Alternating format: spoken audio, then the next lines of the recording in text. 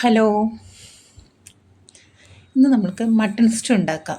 അതിന് വേണ്ടി 2 potato, 1 carrot, ഒരു 3 പച്ചമുളക്, 2 സബോള, 3/4 കിലോ മട്ടൺ, ഒരു 6-7 അല്ലി വെളുത്തുള്ളി, ഒരു പീസ് ഇഞ്ചി, കുറച്ച് മുഴുവൻ മസാല, അണ്ടിപ്പരിപ്പ്, മുന്തിരി ഒക്കെ എടുത്ത് വെച്ചിട്ടുണ്ട്. 2-ാം പാലും 1-ാം പാലും റെഡിയാക്കി വെച്ചിട്ടുണ്ട്. ഇനി നമുക്ക് മട്ടണിലേക്ക് 1 ടീസ്പൂൺ ഉപ്പും 3/4 ടീസ്പൂൺ പെപ്പർ പൗഡറും 3 പച്ചമുളകും ഒരു പകുതി നാരങ്ങയുടെ നീരും ചേർത്ത് കൂട്ടി തിരുമ്മി കുറച്ച് സമയം വെച്ചിരുന്നാൽ വളരെ നല്ലതാണ്. അങ്ങനെ വെച്ചിരുന്നിട്ട് 1 കപ്പ് വെള്ളം ചേർത്ത്, നമുക്ക് മട്ടൺ സ്റ്റോക്ക് ആവശ്യമുണ്ട്, അതിന് വേണ്ടിയിട്ട് നമുക്ക് വെള്ളം ഒഴിച്ച് കൊടുത്ത് നല്ലോണം വേവിച്ചെടുക്കാം.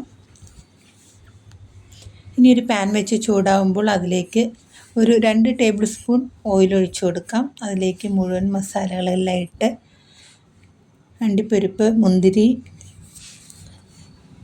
ഇതെല്ലാം ഇട്ട് കൊടുത്ത് ചെറിയ തീയിലൊന്ന് വാട്ടി അതിലേക്ക് ഇഞ്ചി, വെളുത്തുള്ളി, സബോള ഇത് 3ഉം ചേർത്ത് ജസ്റ്റ് ഒന്ന് വാടുന്നത് വരെ ഇളക്കി കൊടുക്കാം.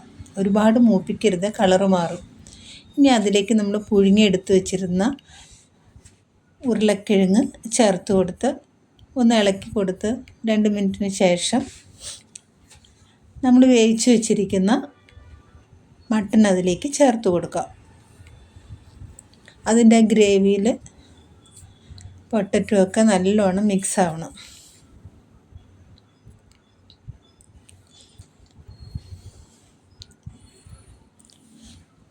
മട്ടൺ സ്റ്റോക്കിൽ കിടന്ന് ഉരുളക്കിഴങ്ങ് വേവുമ്പോഴാണ് കൂടുതൽ ടേസ്റ്റ്.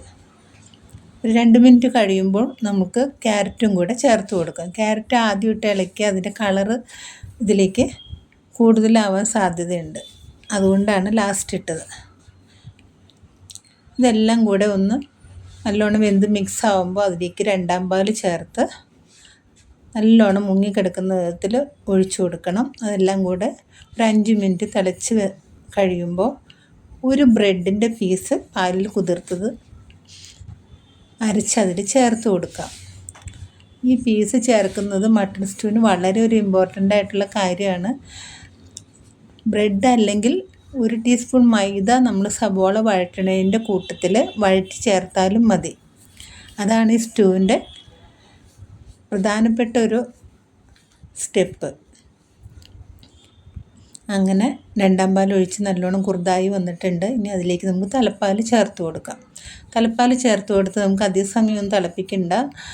ഗ്യാസ് ഓഫ് ചെയ്ത് ചൂട് കൊണ്ട് തന്നെ അത് തിളച്ചോളും. ഇനി നമുക്ക് ഏലക്കാപ്പൊടി ചേർത്ത് കൊടുത്ത് അടച്ച് വെച്ച് ഒരു 2-3 മിനിറ്റിന് ശേഷം ചൂടാറി കഴിയുമ്പോൾ നമുക്ക് സെർവ് ചെയ്യാം.